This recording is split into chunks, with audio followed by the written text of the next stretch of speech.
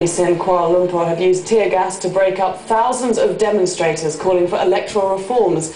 Now, the activists want changes ahead of general elections expected to be called early next year. The Malaysian government had earlier declared the rally illegal and deployed hundreds of security forces to Merdeka Square. Hamish MacDonald was there. This is democracy, Malaysian style. Riot police surrounded the protesters and moved in with water cannons, dumping their chemical load.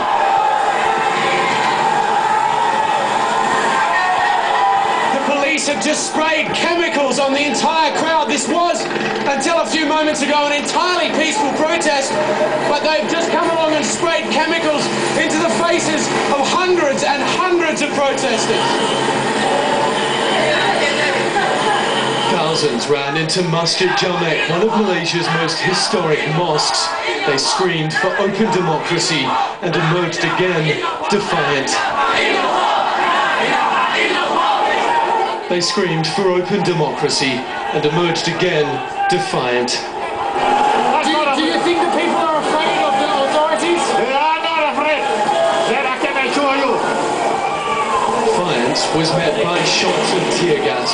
This rally was organised to demand free elections, a contentious issue in this country which has had one party in power since independence. That ruling party, UMNO, said the protest was illegal. Of course, if there is a clash, then of course people will not be very happy.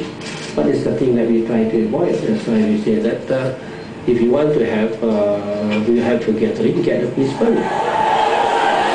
Elections are widely expected to be held early next year, but today Malaysia's democratic values were truly tested.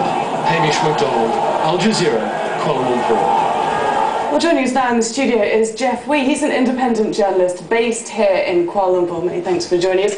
How surprised are you at the strength of reaction to these demonstrators today? I thought I only expected that to happen and nothing less than that. People have started to speak out, and I think it's high time that the government take note of what they are talking about. They have to start to listen. But the government had warned demonstrators that this was an illegal rally. It warned that it would react accordingly. Now, the thing is that there seemed to be a practice of double standards. Recently, when the Condoleezza Rice visited Malaysia, there had been the Prime Minister's son-in-law led a mass group of protesters and they crashed into a private property, and that was allowed by the police. So I think people are expecting the same kind of treatment for this mass rally this round. Now, the demonstrators are saying that by taking to the streets, it's the only way that their voices can be heard. But the Malaysian government responds that it does allow blogs such as yours in Malaysia, and it does allow independent publications to broadcast on the internet. So what's your response to that? I believe that people want to send a signal that there is a strong sense of urgency that it is high time we reform the entire electoral system. And nothing gets done unless you get it petitioned to the king, for example. And this is exactly what they did this afternoon. And for that, I think that is what the people wanted. They wanted to have reform in the electoral system to be institutionalized.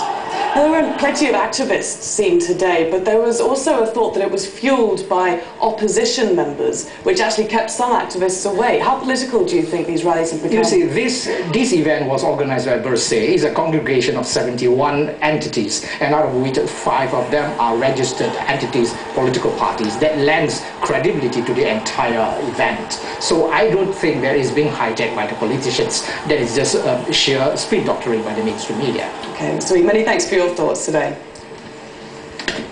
Pakistan's attorney